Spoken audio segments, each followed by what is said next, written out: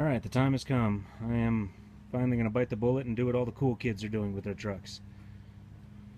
And it's not because I think these are cool or I want to be cool or whatever, but you know, while I like those mirrors, and I like the style, and I think Chevy had the right idea with the style there, the function on a lifted truck isn't there. I can't see what my tires are doing from the mirrors when I'm backing into things, and I don't like that. So yeah, this will be part one of my install of my new tow mirrors. So here we go. So here's what you get in the box. A pretty good packing job. Interesting, they do have an additional wire. I think it's 3 wires. I'm not sure which one that's going to be in this harness. I'm guessing these are the main controls, and this is probably some of the lighting. We'll figure that out. Again, these things say they don't come with much in the way of instructions. Let's see what's on this instruction sheet.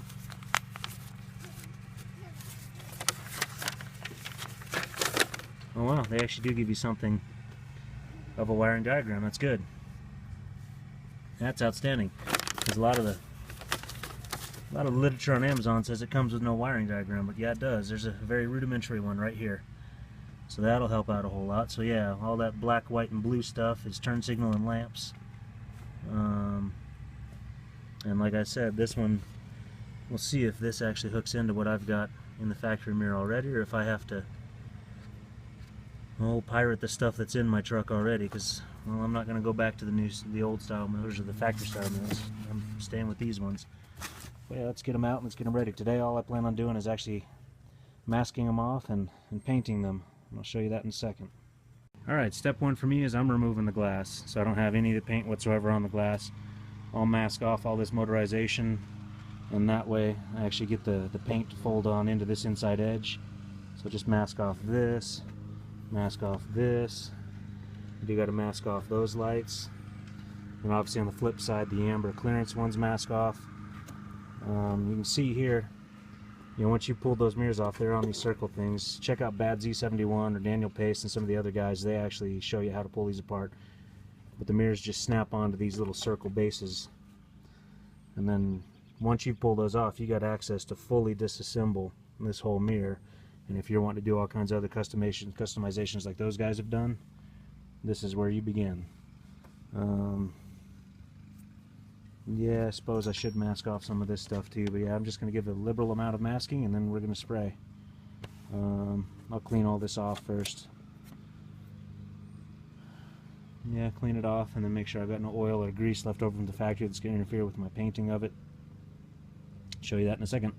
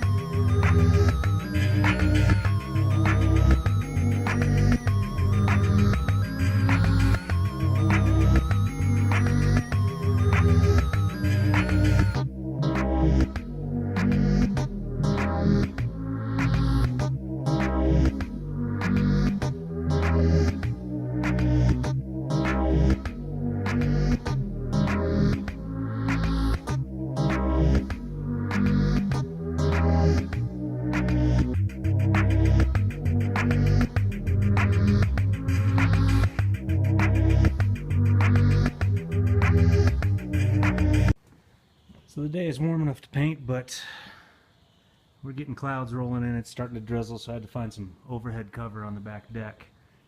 We haven't set out all the patio furniture yet, so we've got room to do this out here. But you can see basically what I'm doing masking wise. I still need to mask off that, and then we'll start spraying. So mask off those two lights. You can see under there I've masked off the clearance marker lights. Nice little tool when you're doing masking and you want to do precision is an X-Acto knife, and get one of those, and that way you can make nice clean cuts. But yeah, I'm going to try to get the paint all the way around on the inside rims, but I don't really care about the inside itself. That can stay black, but so it wraps all the way around. And for paint, I do want something removable So I'm going to try out, I always like Rust-Oleum products. We'll see how their version of Plastidip, Dip, their Flexi Dip, works. We're going to see what this does. You can find all kinds of stuff. Go to dipyourcar.com or dipyourcar.com's YouTube channel. You can see how to do Plastidip videos. I don't think I need to show too much about that. But yeah, let me finish masking those and then we'll get to painting. Alright, so that was a whole can of paint on this side. I'm going to let it dry. Instructions on the can say wait an hour before you can handle it. And you can see there's still a good bit of pooled wetness in there. Some areas it hasn't quite flashed yet. So I laid it on thick, that last coat. But it seems to be a lot like regular spray paint. You start off with a good fog coat. And then as you get more coats built up, as they've flashed off and you're doing it, you can start laying thicker and thicker coats on. Obviously I want to get as thick as I can so this will peel off when I do the final coat, or the final coating solution on my truck. But this should hold for now. Give it some rubberized protection. And then once this is able to be flipped over, I'll flip it over and do that other side. But I've got 6 cans and I intend to use most of those to get this done. So yeah, now it's just waiting for it to dry.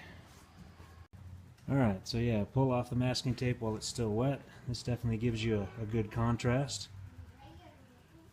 Gives you a good contrast from the black to the gray. I kind of like this gray. I'm getting a little bit of peeling issue there, which says it has had contamination of some sort.